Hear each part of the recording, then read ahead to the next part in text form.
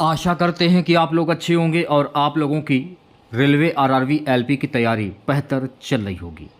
तो फाइनली आप लोगों का रेलवे आरआरबी एलपी का 25 नवंबर का फर्स्ट शिफ्ट का एग्ज़ाम हो गया है।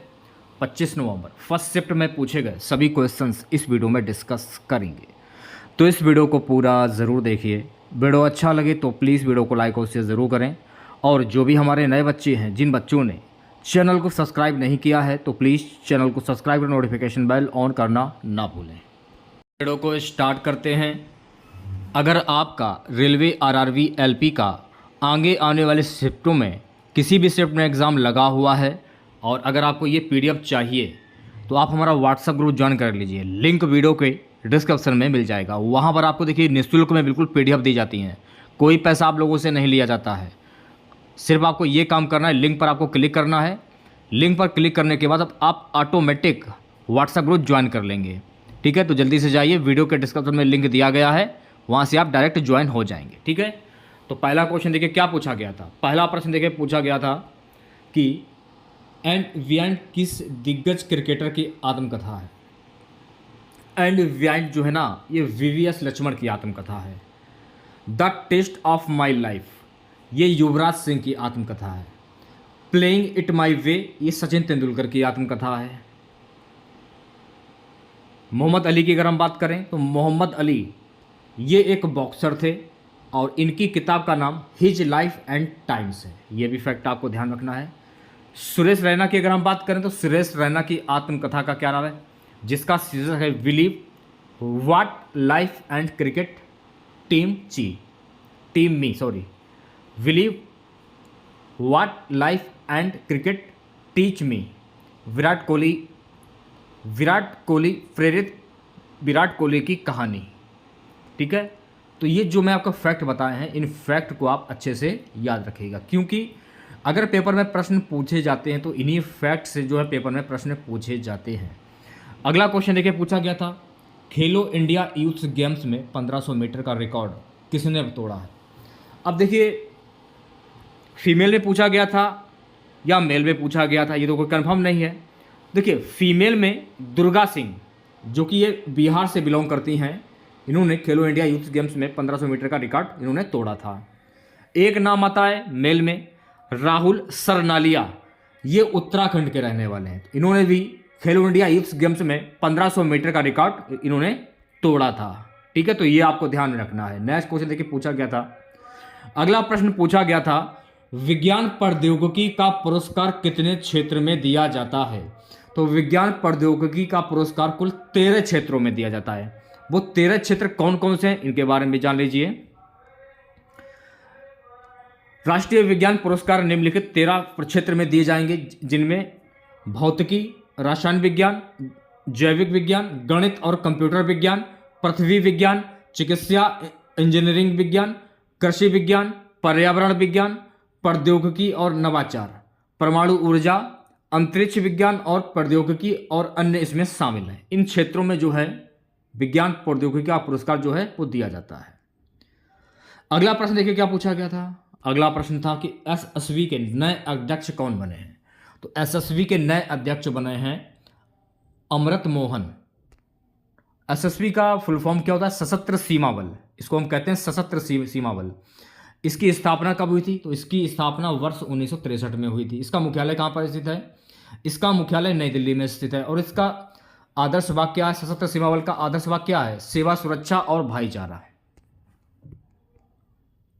एक क्वेश्चन देखिए पूछा गया था कि 33% महिलाओं को सुप्रीम कोर्ट में आरक्षण 2024 से 25। अगला क्वेश्चन देखिए पूछा गया था, सिस्टर मिडनाइट में मुख्य भूमिका किस अभिनेत्री ने निभाई थी।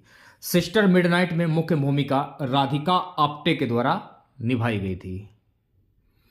सो गाइस अगला प्रश्न देखिए पूछा गया था, वित्त मंत्रालय ने किसानों की फसल के लिए योजना कौन सी चलाई है। वित्त मंत्रालय ने किसानों के लिए प्रधानमंत्री बीमा फसल योजना चलाई है। ठीक है, तारों का टिमटिमाना किस वजह से होता है। तो भाई मेरे तारों का टिमटिमाना अपरिवर्तन की वजह से होता है। किस वजह से होता है, अपरिवर्तन की वजह से होता है। अगला प्रश्न देखिए पूछा गया था कि बल्ब या फिर हीटर में कौन सा प्रकाश काम करता है। तो बल्ब या हीटर में ऊष्मीय ऊर्जा जो होती है वो काम करता है। अगला क्वेश्चन देखिए पूछा गया था, गीजर, विद्युत इस्त्री और हीटर सभी किस सिद्धांत पर कार्य करते हैं? तो गीजर, विद्युत इस्त्री और हीटर जो है ना तापन प्रभाव पर काम करते हैं। सभी तीन उपकरण गीजर, इलेक्ट्रिक आयरन और हीटर विद्युत प्रवाह के तापन प्रभाव के सिद्धांत के आधार पर कार्य करते हैं। अगला प्रश्न देखिए गाइस पूछा गया था, उत्तल दर्पण द्वारा बने प्रतिबिंब की मुख्य विशेषताएं लिखिए। तो उत्तल दर्पण द्वारा बने प्रतिबिंब की मुख्य विशेषताएं होती आभासी व सीधा। उत्तल दर्पण द्वारा बने प्रतिबिंब की विशेषताएं निम्नलिखित हैं। प्रतिबिंब दर्पण के पीछे ध्रुव व फोकस के बीच बनता है। दूसरा है प्रतिबिंब वस्तु से छोटा बनता है। तीसरा है प्रतिबिंब आभासी व सीधा बनता है। अगला प्रश्न देखिए पूछा गया था गाइस, अगला प्रश्न पूछा गया था, दो आवेशित कणों के बीच दूरी अधिक करने पर उनके बीच बल पर क्या प्रभाव पड़ेगा? तो दो आवेशित कणों के बीच दूरी अधिक करने पर उनके बीच बल का प्रभाव क्या पड़ेगा? बल 4 गुना हो जाएगा। भारत के वाटरमैन के रूप में किसे जाना जाता है? तो भारत के वाटरमैन के रूप में राजेंद्र सिंह को जाना जाता है। तो राजेंद्र सिंह की अगर हम बात करें तो राजेंद्र सिंह भारत में राजस्थान के अलवर जिले से एक प्रसिद्ध जल संरक्षणवादी हैं। उन्हें भारत के वाटरमैन के नाम से भी जाना जाता है। उन्होंने 2015 में स्टॉकहोम जल पुरस्कार जीता, जिसे जल के लिए नोबेल पुरस्कार के नाम से भी जाना जाता है। अगला क्वेश्चन देखिए पूछा गया था, संविधान का कौन सा अनुच्छेद न्याय पर आधारित सामाजिक व्यवस्था प्रदान करता है? संविधान का अनुच्छेद 38 जो कि न्याय पर आधारित सामाजिक व्यवस्था प्रदान करता है। अनुच्छेद 38 राज्य सामाजिक, आर्थिक और राजनीतिक न्याय सुनिश्चित करने और आय, स्थिति, सुविधाओं और अवसरों में असमानताओं को कम करके सामाजिक व्यवस्था को सुरक्षित और संरक्षित करके लोगों के कल्याण को बढ़ावा देने का प्रयास करता है। एक क्वेश्चन देखिए पूछा गया था कि दर्पण का फार्मूला क्या होता है? U+1/V बराबर 1/F इसका फार्मूला होता है। U+1/V बराबर 1/F है। किरण प्रकाशी में बिंब दूरी, प्रतिबिंब दूरी और फोकस दूरी 1/U+1/V बराबर 1/F से संबंधित है। दर्पण की फोकस दूरी, बिंब की दूरी और प्रतिबिंब की दूरी के बीच के संबंध को दर्पण सूत्र के रूप में जाना जाता है।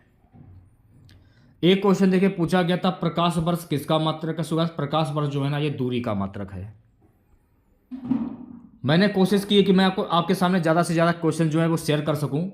भारत का वर्तमान में कैबिनेट सचिव कौन है? तो भारत का वर्तमान में कैबिनेट सचिव टीवी सोमनाथ। गैसोहॉल एक मिश्रण, तो गैसोहॉल मिश्रण है गैसोलीन और एथेनॉल का। व्यू नृत्य किस प्रांत से संबंध? देखिए व्यू नृत्य जो है ना ये असम से संबंधित है। सबसे पहले हम महाराष्ट्र की बात करेंगे। महाराष्ट्र के लोक नृत्य हैं कथा, कीर्तन, दशावतार, लेजिन, मौनी, दंडनिया, लावड़ी, तमाशा, दहीकला, गफा, ये जो है महाराष्ट्र के लोक नृत्य। असम की बात करूं तो आज के पेपर में असम से पूछा गया कि असम का लोक नृत्य क्या है? तो असम का लोक नृत्य बिहू, कैनो, खेल गोपाल, तवल चोगली, रासलीला, ये असम के लोक नृत्य हैं। बिहार की बात करें तो बिहार के लोक नृत्य हैं जटा जतिन, जात्रा नाटना, जदुर, कर्मा, छऊ, समूचकबा, कठपुतली, झिया, बखो, ये बिहार के लोक नृत्य हैं। ठीक है। जम्मू कश्मीर की अगर हम बात करें तो जम्मू कश्मीर के लोक नृत्य हैं हिकत और रफो। उत्तर प्रदेश की बात करूं तो उत्तर प्रदेश के लोक नृत्य हैं नौटंकी, कजरी और रासलीला। केरल की अगर मैं बात करूं तो केरल के लोक नृत्य हैं टप्टिकली, कैकोटिकली और कलिकटम, ये केरल के लोक नृत्य हैं। राजस्थान की बात करूं गिन्नर, सुसीनी, चक्री, झुमा, गंगोर, झूलन, लीला, तेरहताल, कुनाल, ये राजस्थान के लोक नृत्य हैं। ठीक है। पंजाब की बात करूं गिद्दा महिला, भांगड़ा में पुरुष। हरियाणा की बात करूं झूमर, गागुर, रासलीला, खोरिया, फाग, गुग्गा, ढाप, धाम और लूर, ये हरियाणा के लोक नृत्य। पश्चिम बंगाल की बात करूं लामा, जात्रा, काठी, छऊ, कीर्तन और बाऊ, ये पश्चिम बंगाल के लोक नृत्य हैं। तो ये आपको ध्यान में रखना है। देखिए अगला प्रश्न पूछा गया था, बोरेक्स का रासायनिक सूत्र पूछा गया था।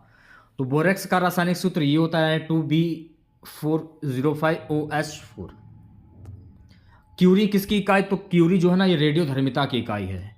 K2CR 207 का नाम क्या है? इसे कहते हैं पोटेशियम डाइक्रोमेट। जीजी किला कहाँ पर स्थित है? तो जीजी किला जो है ना तमिलनाडु के विल्लुपुरम जिले में स्थित है जीजी किला, तो ये आपको ध्यान में रखना है, ठीक है। तो ये क्वेश्चन है आपके फर्स्ट शिफ्ट के आरआरबी एलपी एएलपी के एग्जाम जो आज के पहली शिफ्ट में प्रश्न जो पूछे गए थे, ये क्वेश्चंस पूछे गए थे, ठीक है। इसकी पीडीएफ आप हमारे व्हाट्सएप ग्रुप से डाउनलोड कर सकते हैं, लिंक वीडियो के डिस्क्रिप्शन में दिया गया है। ये पीडीएफ आपको कल मिल जाएगी, ठीक है। तो चलिए मिलते हैं नेक्स्ट वीडियो के साथ। जय हिंद, जय भारत।